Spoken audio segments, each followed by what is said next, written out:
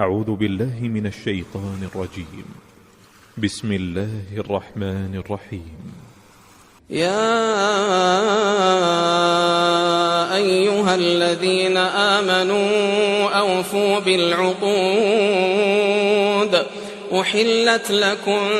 بهيمة الأنعام إلا ما يتلى عليكم غير محل الصيد وأنتم حرم، إن الله يحكم ما يريد. يا أيها الذين آمنوا لا تحلوا شعائر الله ولا الشهر الحرام ولا الهدي ولا القلائد ولا آمين البيت الحرام يبتغون فضلا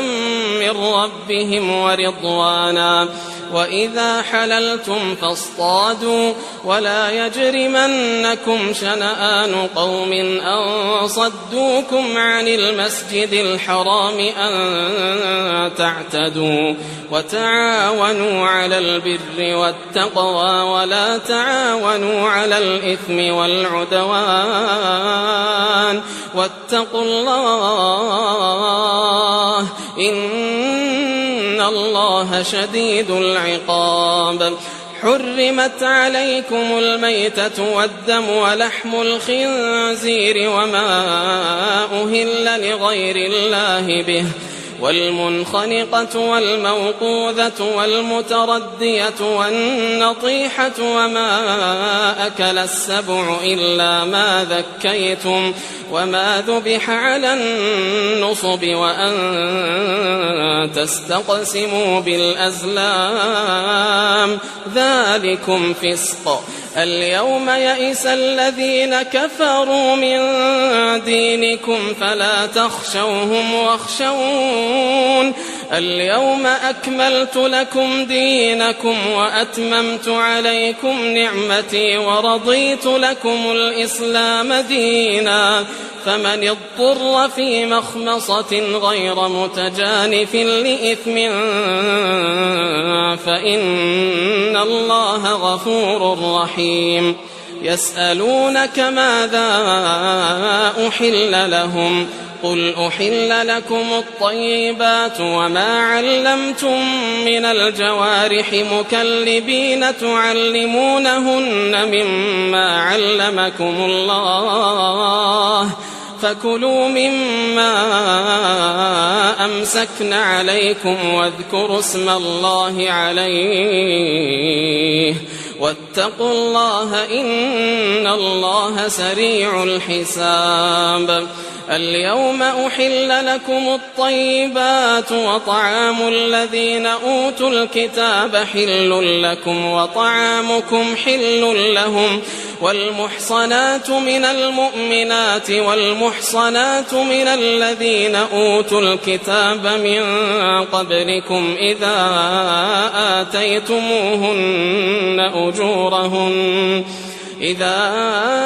آتيتموهن أجورهن محصنين غير مسافحين ولا متخذي أخدان، ومن يكفر بالإيمان فقد حبط عمله وهو في الآخرة من الخاسرين. يا أيها الذين آمنوا إذا قمتم إلى الصلاة فاغسلوا وجوهكم وأيديكم إلى المرافق وامسحوا برؤوسكم وأرجلكم إلى الكعبين، وإن كنتم جنبا فاطهروا، وإن كنتم مرضى أو على سفر أو جاء أحد منكم من الغائط أو لامستم النساء فلم تجدوا ماء فتيمموا صعيدا طيبا فامسحوا بوجوهكم وأيديكم منه ما يريد الله ليجعل عليكم من حرج ولكن يريد ليطهركم وليتم نعمته عليكم لعلكم تشكرون واذكروا نعمة الله عليكم وميثاقه الذي واثقكم به إذ قلتم سمعنا وأطعنا واتقوا الله إن الله عليم بذات الصدور يا أيها الذين آمنوا كونوا قوامين لله شهداء بالقسط ولا يجرمنكم شنآن قوم على ألا تعدلوا اعدلوا هو أقرب للتقوى واتقوا الله إن الله خبير بما تعملون وعد الله الذين آمنوا وعملوا الصالحات لهم مغفرة وأجر عظيم والذين كفروا وكذبوا بآياتنا أولئك أصحاب الجحيم يا أيها الذين آمنوا اذكروا نعمة الله عليكم إذ هم قوم أن يبسطوا إليكم أيديهم فكف أيديهم عنكم واتقوا الله وعلى الله فليتوكل المؤمنون ولقد أخذ الله ميثاق بني إسرائيل وبعثنا منهم 12 نقيبا وقال الله إني معكم لئن أقمتم الصلاة وآتيتم الزكاة وآمنتم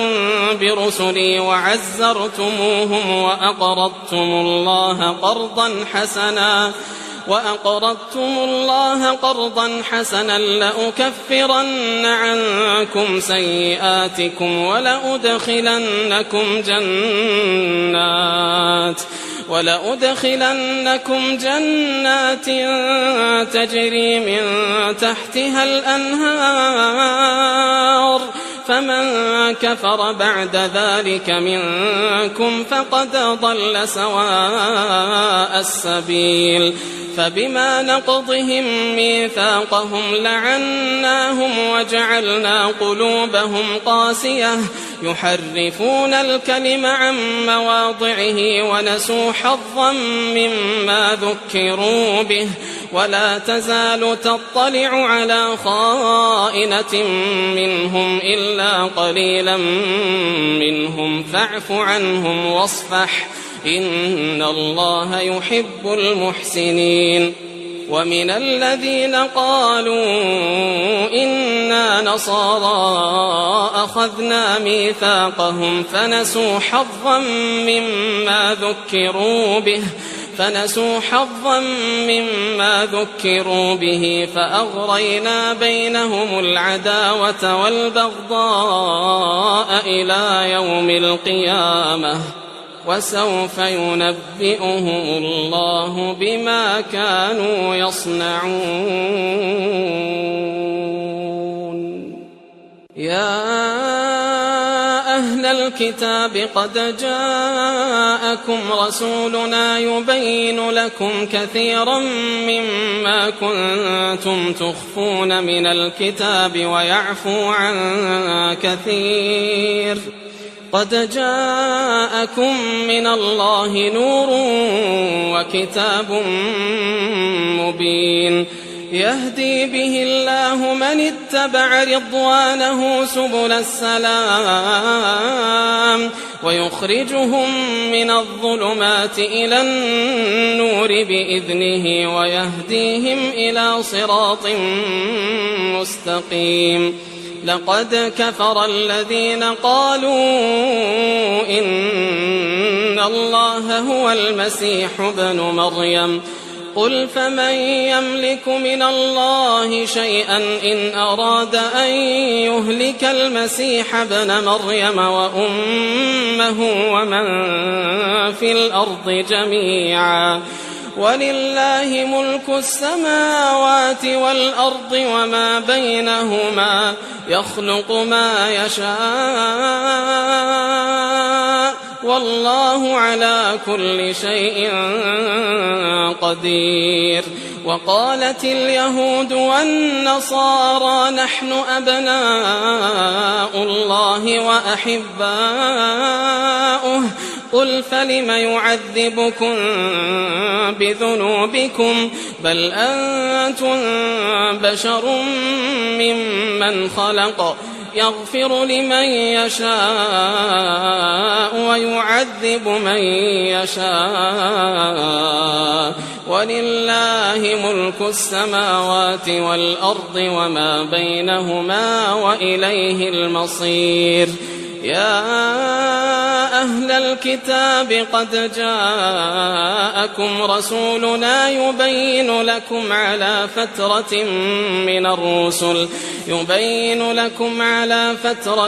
من الرسل أن تقولوا ما جاءنا من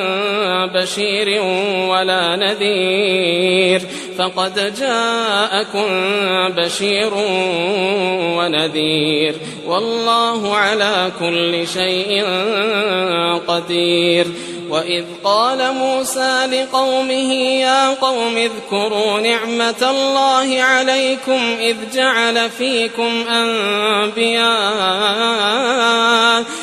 جعل فيكم أنبياء وجعلكم ملوكا وآتاكم ما لم يؤت أحدا من العالمين. يا قوم ادخلوا الأرض المقدسة التي كتب الله لكم ولا ترتدوا على أدباركم فتنقلبوا خاسرين. قالوا يا موسى إن فيها قوما جبارين وإنا لن ندخلها حتى يخرجوا منها فإن يخرجوا منها فإنا داخلون. قال رجلان من الذين يخافون أنعم الله عليهم ادخلوا عليهم الباب فإذا دخلتموه فإنكم غالبون وعلى الله فتوكلوا إن كنتم مؤمنين. قالوا يا موسى إنا لن ندخلها أبدا ما داموا فيها فاذهب أنت وربك فقاتلا إنا هاهنا قاعدون. قال رب إني لا أملك إلا نفسي وأخي فافرق بيننا وبين القوم الفاسقين. قال فإنها محرمة عليهم 40 سنة يتيهون في الأرض فلا تأس على القوم الفاسقين. واتل عليهم نبأ ابني آدم بالحق إذ قربا قربانا فتقبل من أحدهما ولم يتقبل من الآخر قال لأقتلنك قال إنما يتقبل الله من المتقين. لئن بسطت إلي يدك لتقتلني ما أنا بباسط يدي إليك لأقتلك إني أخاف الله رب العالمين. إني أريد أن تبوء بإثمي وإثمك فتكون من أصحاب النار وذلك جزاء الظالمين فطوعت له نفسه قتل أخيه فقتله فأصبح من الخاسرين فبعث الله غرابا يبحث في الأرض ليريه كيف يواري سوءة أخيه قال يا ويلتى أعجزت أن أكون مثل هذا الغراب فأواري سوءة أخي فأصبح من النادمين من أجل ذلك كتبنا على بني إسرائيل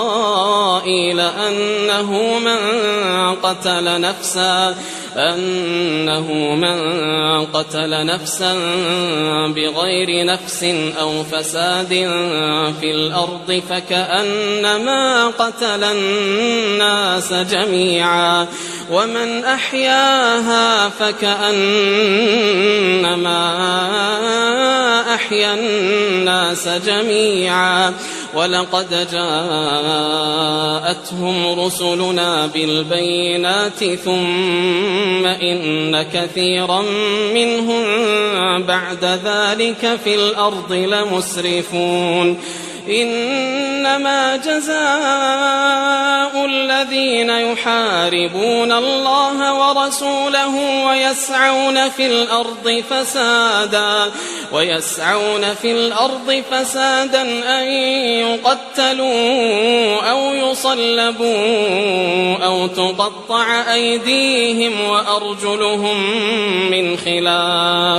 أو تقطع أيديهم وأرجلهم من خلاف أو ينفوا من الأرض ذلك لهم خزي في الدنيا ولهم في الآخرة عذاب عظيم إلا الذين تابوا من قبل أن تقدروا عليهم فاعلموا أن الله غفور رحيم يا أيها الذين آمنوا اتقوا الله وابتغوا إليه الوسيلة وجاهدوا في سبيله لعلكم تفلحون إن الذين كفروا لو أن لهم ما في الأرض جميعا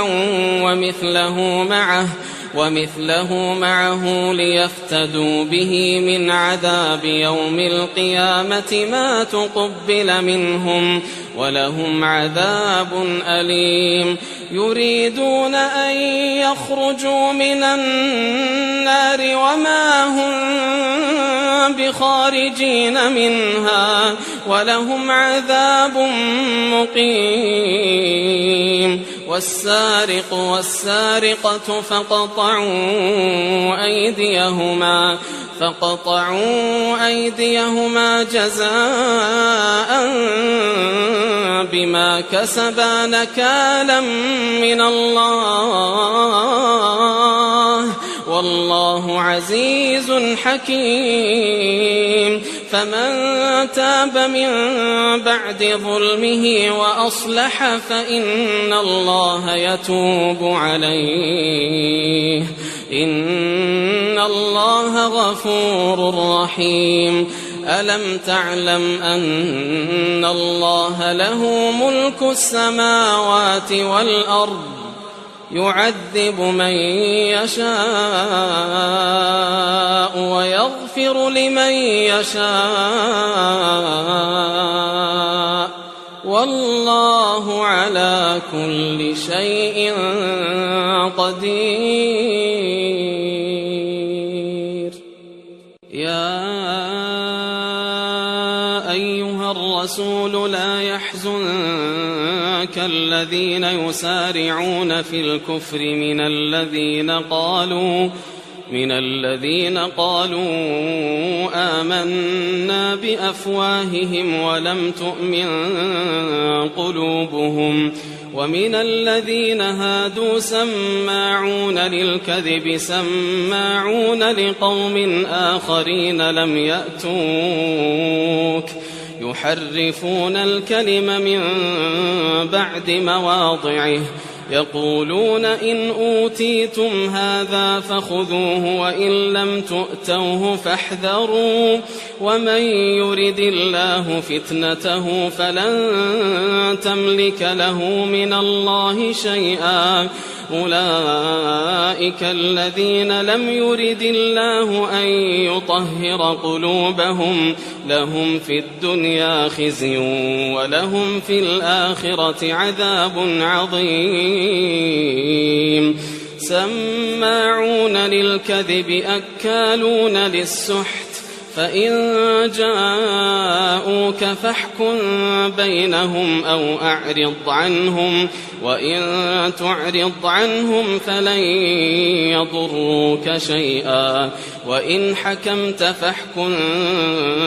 بينهم بالقسط إن الله يحب المقسطين وكيف يحكمونك وعندهم التوراة فيها حكم الله ثم يتولون من بعد ذلك وما أولئك بالمؤمنين إنا أنزلنا التوراة فيها هدى ونور يحكم بها النبيون الذين أسلموا للذين هادوا والربانيون والأحبار بما استحفظوا من كتاب الله وكانوا عليه شهداء فلا تخشوا الناس واخشوني ولا تشتروا بآياتي ثمنا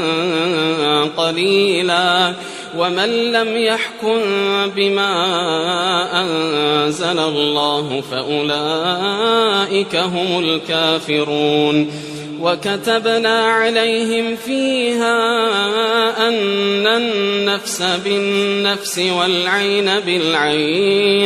والعين بالعين والأنف بالأنف والأذن بالأذن والسن بالسن والجروح قصاص فمن تصدق به فهو كفارة له ومن لم يحكم بما أنزل الله فأولئك هم الظالمون وقفينا على آثارهم بعيسى ابن مريم مصدقا لما بين يديه من التوراة وآتيناه الإنجيل فيه هدى ونور ومصدقا لما بين يديه من التوراة وهدى وموعظة للمتقين وليحكم أهل الإنجيل بما أنزل الله فيه ومن لم يحكم بما أنزل الله فأولئك هم الفاسقون وأنزلنا إليك الكتاب بالحق مصدقا لما بين يديه من الكتاب ومهيمنا عليه فاحكم بينهم بما أنزل الله ولا تتبع أهواءهم عما جاءك من الحق لكل جعلنا منكم شرعة ومنهاجا ولو شاء الله لجعلكم أمة واحدة ولكن ليبلوكم فيما آتاكم فاستبقوا الخيرات إلى الله مرجعكم جميعا فينبئكم بما كنتم فيه تختلفون وأن احكم بينهم بما أنزل الله ولا تتبع أهواءهم واحذرهم أن يفتنوك عن بعض ما أنزل الله إليك فإن تولوا فاعلم أنما يريد الله أن يصيبهم ببعض ذنوبهم وإن كثيرا من الناس لفاسقون أفحكم الجاهلية يبغون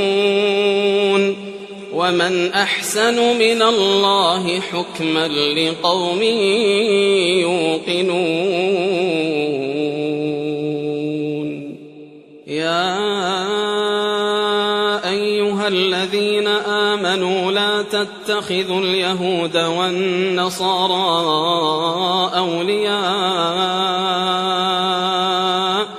بعضهم أولياء بعض ومن يتولهم منكم فإنه منهم إن الله لا يهدي القوم الظالمين فترى الذين في قلوبهم مرض يسارعون فيهم يقولون نخشى أن تصيبنا دائرة فعسى الله أن يأتي بالفتح أو أمر من عنده فيصبحوا على ما أسروا في أنفسهم نادمين ويقول الذين آمنوا أهؤلاء الذين أقسموا بالله جهد أيمانهم إنهم لمعكم حبطت أعمالهم فأصبحوا خاسرين يا أيها الذين آمنوا من يرتد منكم عن دينه فسوف يأتي الله بقوم يحبهم ويحبونه أذلة على المؤمنين أعزة على الكافرين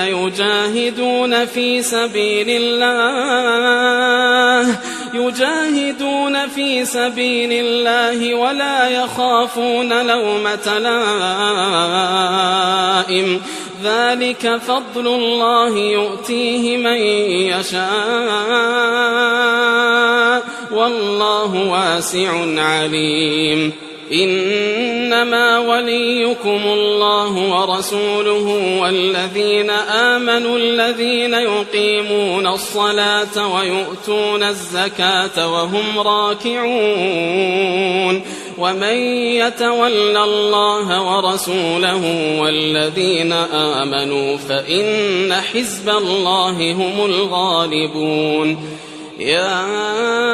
أيها الذين آمنوا لا تتخذوا الذين اتخذوا دينكم هزوا ولعبا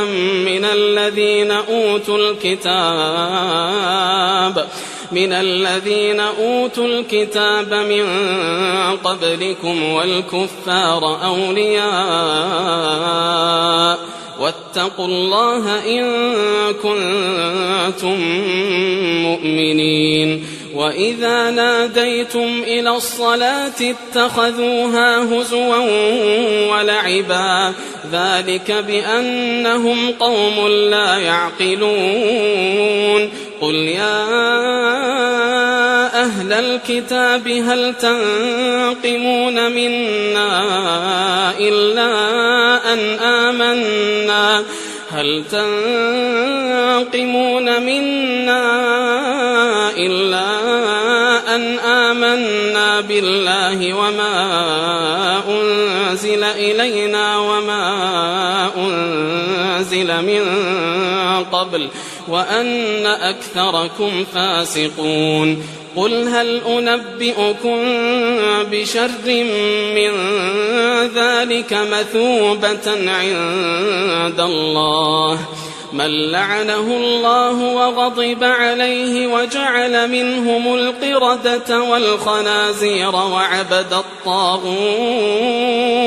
أولئك شر مكانا وأضل عن سواء السبيل وإذا جاءوكم قالوا آمنا وقد دخلوا بالكفر وهم قد خرجوا به والله أعلم بما كانوا يكتمون وترى كثيرا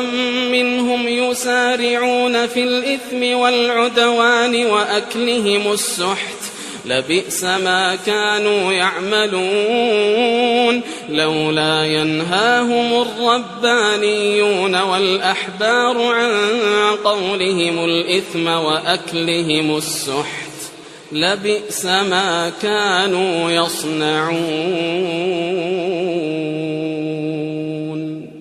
وقالت اليهود يد الله مغلولة غلت أيديهم ولعنوا بما قالوا بل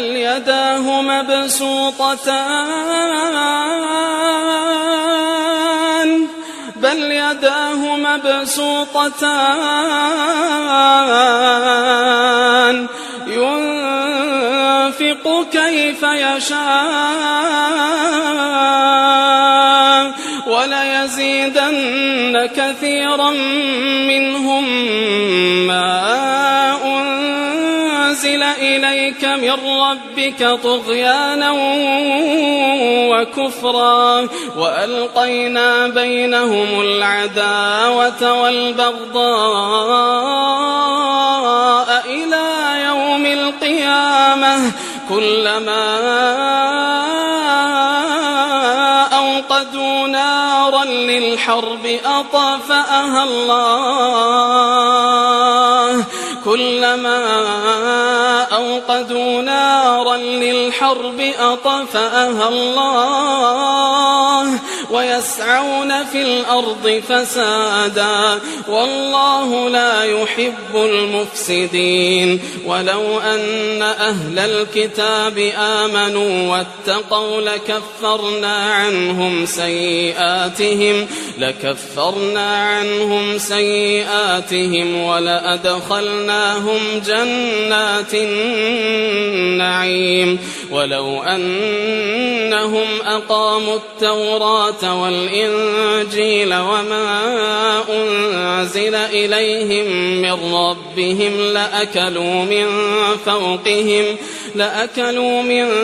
فوقهم ومن تحت أرجلهم منهم أمة مقتصدة وكثير منهم ساء ما يعملون يا أيها الرسول بلغ ما أنزل إليك من ربك وإن لم تفعل فما بلغت رسالته والله يعصمك من الناس إن الله لا يهدي القوم الكافرين قل يا أهل الكتاب لستم على شيء حتى تقيموا التوراة والإنجيل وما أنزل إليكم من ربكم وليزيدن كثيرا منهم ما أنزل إليك من ربك طغيانا وكفرا فلا تأس على القوم الكافرين إن الذين آمنوا والذين هادوا والصابئون والنصارى من آمن بالله واليوم الآخر وعمل صالحا فلا خوف عليهم ولا هم يحزنون. لقد أخذنا ميثاق بني إسرائيل وأرسلنا إليهم رسلا كلما جاءهم رسول بما لا تهوى أنفسهم فريقا كذبوا وفريقا يقتلون وحسبوا ألا تكون فتنة فعموا وصموا ثم تاب الله عليهم ثم عموا وصموا كثير منهم والله بصير بما يعملون. لقد كفر الذين قالوا إن الله هو المسيح ابن مريم وقال المسيح يا بني إسرائيل اعبدوا الله ربي وربكم إنه من يشرك بالله فقد حرم الله عليه الجنة ومأواه النار وما للظالمين من أنصار. لقد كفر الذين قالوا إن الله ثالث ثلاثة وما من إله إلا إله واحد وإن لم ينتهوا عما يقولون ليمسن الذين كفروا منهم عذاب أليم. أفلا يتوبون إلى الله ويستغفرونه والله غفور رحيم. ما المسيح ابن مريم إلا رسول قد خلت من قبله الرسل وأمه صديقة كانا يأكلان الطعام انظر كيف نبين لهم الآيات ثم انظر أنى يؤفكون. قل أتعبدون من دون الله ما لا يملك لكم ضرا ولا نفعا والله هو السميع العليم. قل يا أهل الكتاب لا تغلوا في دينكم غير الحق ولا تتبعوا أهواء قوم قد ضلوا من قبل وأضلوا كثيرا وضلوا عن سواء السبيل. لعن الذين كفروا من بني إسرائيل على لسان داود وعيسى بن مريم ذلك بما عصوا وكانوا يعتدون. كانوا لا يتناهون عن منكر فعلوه لبئس ما كانوا يفعلون. ترى كثيرا منهم يتولون الذين كفروا لبئس ما قدمت لهم أنفسهم أن سخط الله عليهم وفي العذاب هم خالدون. ولو كانوا يؤمنون بالله والنبي وما أنزل إليه ما اتخذوهم أولياء ولكن كثيرا منهم فاسقون. لتجدن أشد الناس عداوة للذين آمنوا اليهود والذين أشركوا ولتجدن أقربهم مودة للذين آمنوا الذين قالوا إنا نصارى ذلك بأن منهم قسيسين ورهبانا وأنهم لا يستكبرون وإذا سمعوا ما أنزل إلى الرسول ترى أعينهم تفيض من الدمع وإذا سمعوا ما أنزل إلى الرسول ترى أعينهم تفيض من الدمع مما عرفوا من الحق يقولون ربنا آمنا فاكتبنا مع الشاهدين وما لنا لا نؤمن بالله وما جاءنا من الحق ونطمع أن يدخلنا ربنا مع القوم الصالحين فأثابهم الله بما قالوا جنات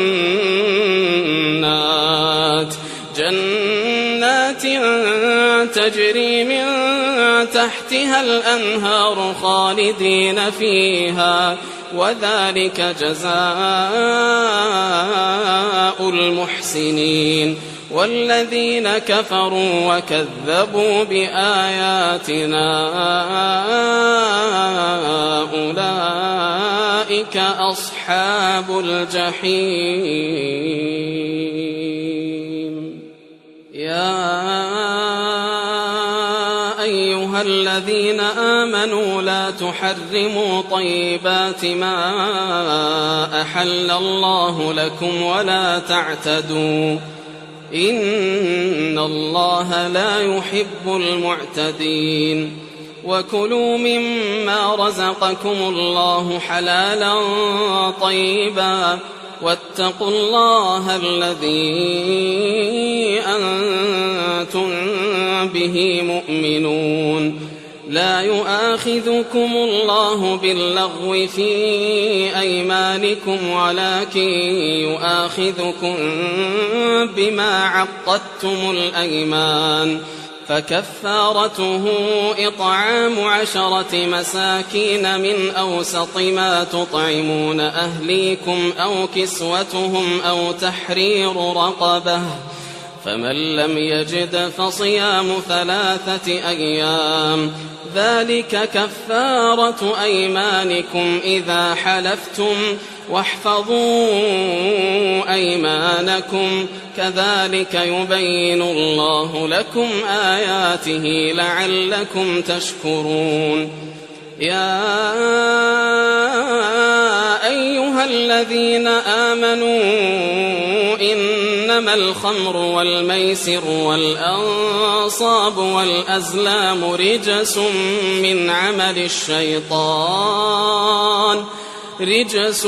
من عمل الشيطان فاجتنبوه لعلكم تفلحون إنما يريد الشيطان أن يوقع بينكم العداوة والبغضاء في الخمر والميسر ويصدكم عن ذكر الله وعن الصلاة فهل أنتم منتهون وأطيعوا الله وأطيعوا الرسول واحذروا فإن توليتم فاعلموا أنما على رسولنا البلاغ المبين ليس على الذين آمنوا وعملوا الصالحات جناح فيما طعموا إذا ما اتقوا وآمنوا وعملوا الصالحات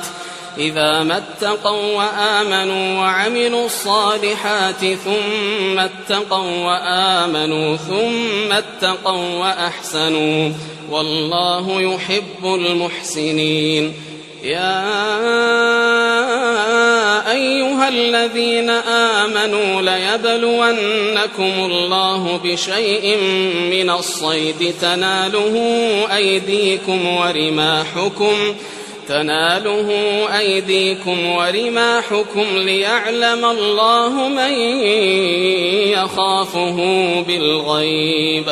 فمن اعتدى بعد ذلك فله عذاب أليم يا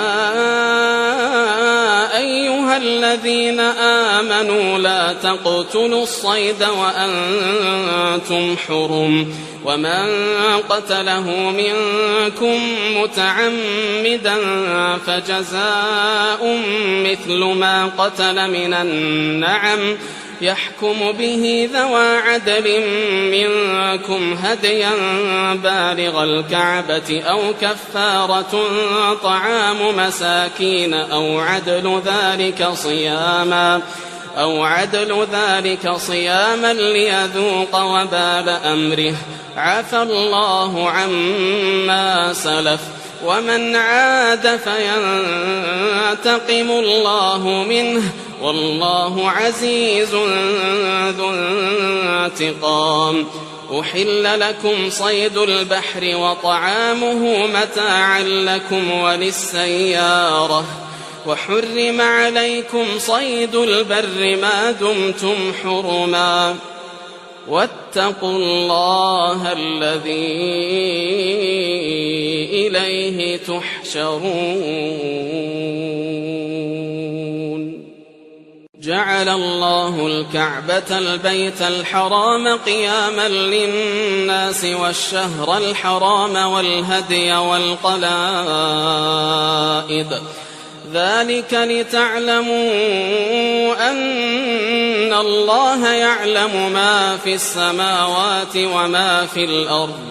ذلك لتعلموا أن الله يعلم ما في السماوات وما في الأرض وأن الله بكل شيء عليم اعلموا أن الله شديد العقاب وأن الله غفور رحيم ما على الرسول إلا البلاغ والله يعلم ما تبدون وما تكتمون قل لا يستوي الخبيث والطيب ولو أعجبك كثرة الخبيث فاتقوا الله يا أولي الألباب لعلكم تفلحون يا أيها الذين آمنوا لا تسألوا عن أشياء إن تبد لكم تسؤكم وإن تسألوا عنها حين ينزل القرآن تبد لكم عفى الله عنها والله غفور حليم قد سألها قوم من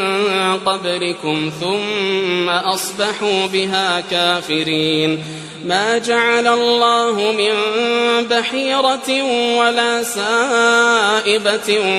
ولا وصيلة ولا حام ولكن الذين كفروا يفترون على الله الكذب وأكثرهم لا يعقلون وإذا قيل لهم تعالوا إلى ما أنزل الله وإلى الرسول قالوا حسبنا ما وجدنا عليه آباءنا أولو كان آباؤهم لا يعلمون شيئا ولا يهتدون يا أيها الذين آمنوا عليكم أنفسكم لا يضركم من ضل إذا اهتديتم إلى الله مرجعكم جميعا فينبئكم بما كنتم تعملون يا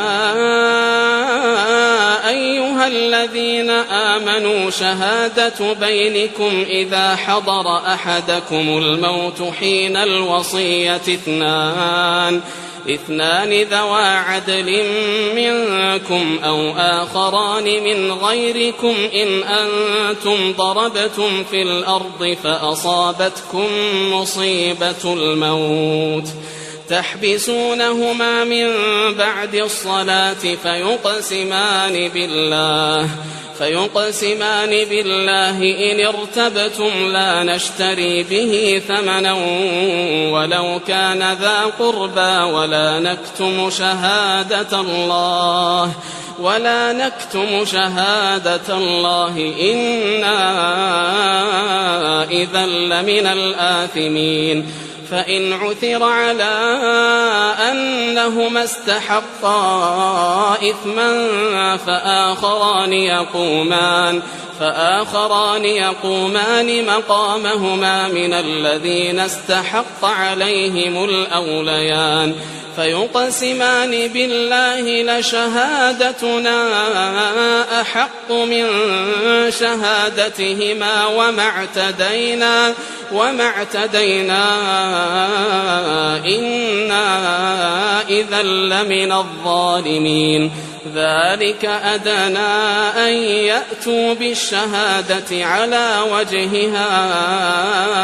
أو يخافوا أن ترد أيمان بعد أيمانهم واتقوا الله واسمعوا والله لا يهدي القوم الفاسقين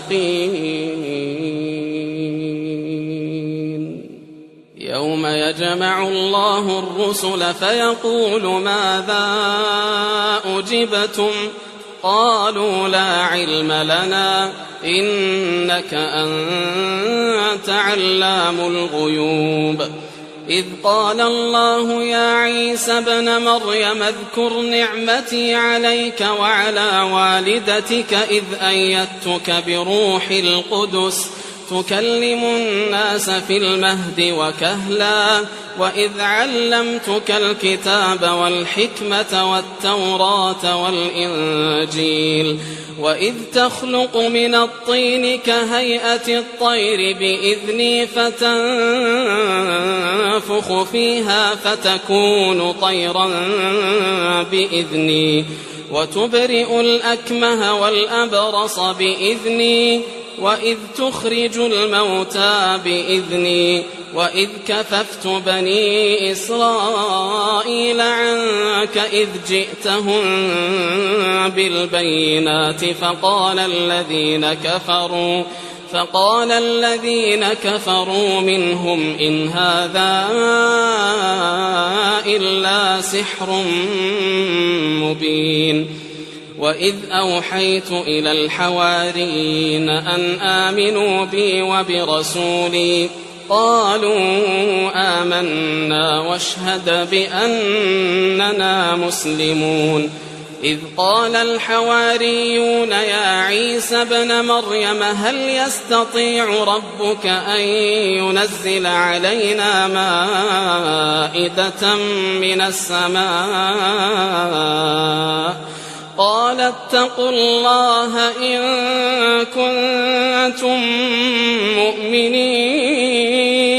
قالوا نريد أن نأكل منها وتطمئن قلوبنا ونعلم أن قد صدقتنا ونكون عليها من الشاهدين قال عيسى ابن مريم اللهم ربنا أنزل علينا مائدة من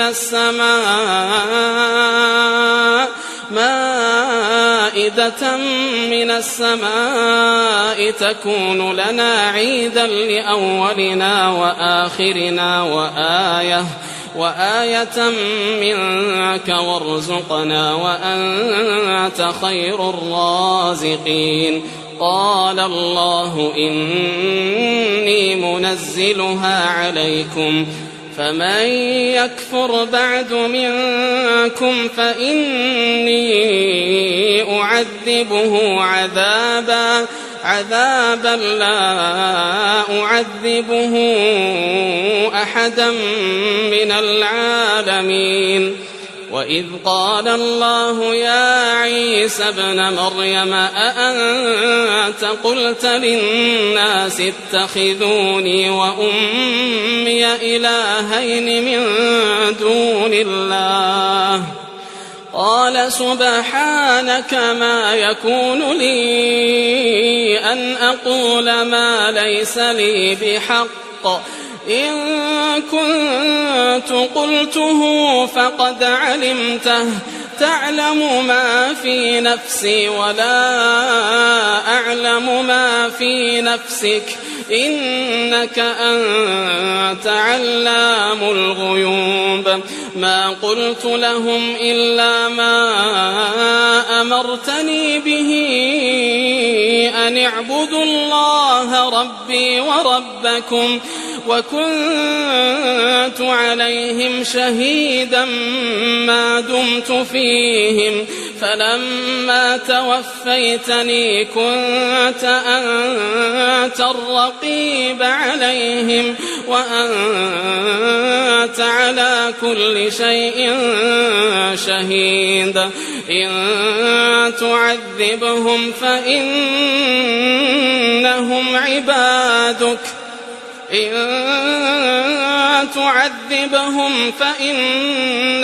عبادك وإن تغفر لهم فإنك أنت العزيز الحكيم. قال الله هذا يوم ينفع الصادقين صدقهم لهم جنات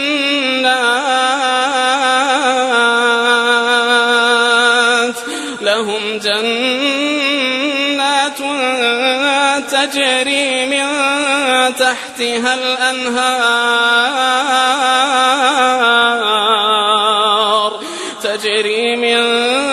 تحتها الأنهار خالدين فيها أبدا رضي الله عنهم ورضوا عنه ذلك الفوز العظيم. لله ملك السماوات والأرض وما فيهن وهو على كل شيء قدير.